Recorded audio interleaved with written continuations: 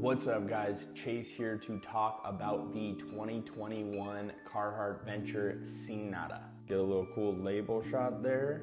So the original inspiration of this wine comes from some time that I spent in Argentina in the spring of 2017. I was working for a winery called Bodega Chacra, which is in northern Patagonia in Argentina. And we made a wine very, very similar to the concept of this, except we were using Pinot Noir. And so our first vintage for Sinata was in 2017, really followed suit all the way through 2020, and it was made with 100% Grenache. The difference in the 2021 vintage is we decided to get even more creative, and now you actually have a blend that is a large part Grenache, about 70%. Last 30% is made up of a combination of Mourvedre and Petit Verdot. Super wild, I know, but you know how I am, and I like to experiment, and so we'll kind of get into the whole entire concept of this wine. So the translation for Sinata is without anything, meaning we are trying to create a situation in which we can back up and let the wine do its thing without having any intervention whatsoever.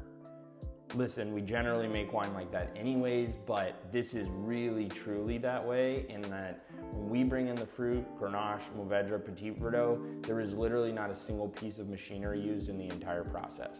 So for example, something like Grenache, when we bring that fruit in, we do some cluster selection, we do a little bit of crushing by the hands, but it is mostly whole cluster. Then we put it into a fermenting bin. We literally let native yeast ferment that, and all we do is we turn the fermentation only with our hands, no use of any punch down tools, any pump overs, anything like that. When it's finally done fermenting, we will do a little bit of foot stomping to try and release as much of the juice as possible, and then we will press it by hand, and by the use of gravity, it will flow into kegs, and those kegs are then racked into barrel by gravity. It sits in neutral oak for 6 months, unfined, unfiltered, no additions, nothing added, nothing taken away, and then it's actually bottled by hand. The Mourvedre and the Petit Verdot were actually carbonic, fully carbonic fermentations, which means that they are fermented as whole clusters, and the fermentation was happening inside of each individual berry. So with that, you actually get a little bit more fruit aspect instead of this heavy maceration and this like pulling of a lot of intense color and structure out of the skin. The 2021 vintage is my absolute favorite, no questions asked. So let's dive in and look at the nose and the flavor, and I'll tell you why. Just a little bit of that here. On the nose, you get kind of some of this ripe pomegranate, a little bit of sweet tobacco, and kind of some dried floral, some dried rosebud. In the mouth, like rich red fruit, like rich red cherry, a little bit of wet stone, and some candied orange rind or orange peel. There's also a really solid mouthfeel, great acidity, and a little bit of tannin and structure that reminded me of Old World Pinot Noir.